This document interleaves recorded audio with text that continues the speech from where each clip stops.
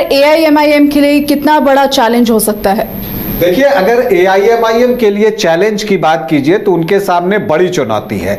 और चुनौती इसलिए है कि पिछली बार जो 5 विधायक उनके जीते थे उसमें से 4 ने पार्टी का साथ छोड़ दिया था और वो आरजेडी में शामिल हो गए थे।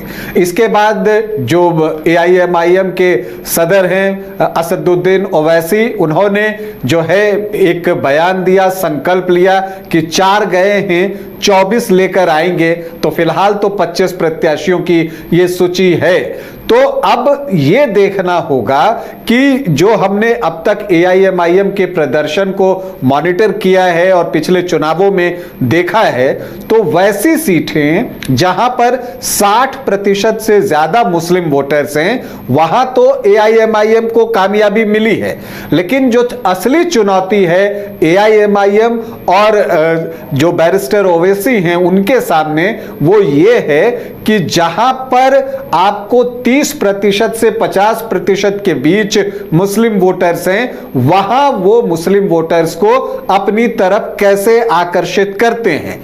जहां मुकाबला महागठबंधन और एआईएमआईएम के बीच में है, वहां तो एआईएमआईएम बेहतर प्रदर्शन करता दिखता है। लेकिन जहां पर 30 से 50% मुस्लिम वोटर्स होते हैं और जहां पर महागठबंधन का मुकाबला जो है वो एनडीए से होता है, तो वहां पर अक्सर ये देखा गया है अब तक कि मुस्लिम वोटर्स जो है वो किसी पार्टी के प्रति समर्थन के बजाय इस बात पर ध्यान देते हैं कि एनडीए को हरा कौन सकता है। और यहां पर आप देखिएगा कि उन्होंने महागठबंधन को एआईएमआईएम के ऊपर तरजीह दी है। और यही वजह है कि आप देखते हैं कि एआईएमआईएम जीतता है या फिर आपको वो तीसरे स्थान पर खिसका हुआ दिखेगा या उससे पीछे आपको दिखेगा। तो यहां पर अगर आप देखें तो एआईएमआईएम के लिए बड़ी चुनौती यह है कि जो उनके कंस्टिट्यूएंसी है, जो उनके वोटर्स हैं,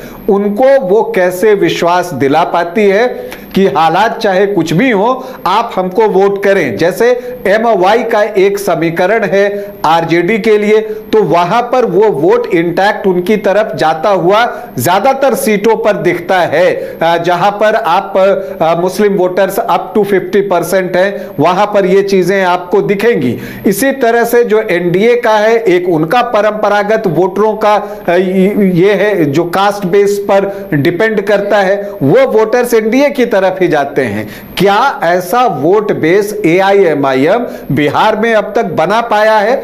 इस बात की भी परीक्षा इस चुनाव में होने जा रही है कि क्या यहां पर एआईएमआईएम वैसे वोटर्स को, जहां पर कि मुस्लिम वोटर्स की संख्या अप टू 50% है, उनको अपनी तरफ वोट करने के लिए मोटिवेट कर पाता है। यह उनके लिए सबसे बड़ा चैलेंज होगा और तब पता चलेगा कि वो मुख्य मुकाबले में कितनी जगह पर आते हैं। और देखिए, पिछली बार एआईएमआईएम को तगड़ा झटका लगा है कि 5 विधायक जीते थे और सिर्फ एक जो सूबे के सदर हैं अख्तरुल ईमान, उनको छोड़ दीजिए तो बाकी चारों ने जो है वो पाला बदल लिया था।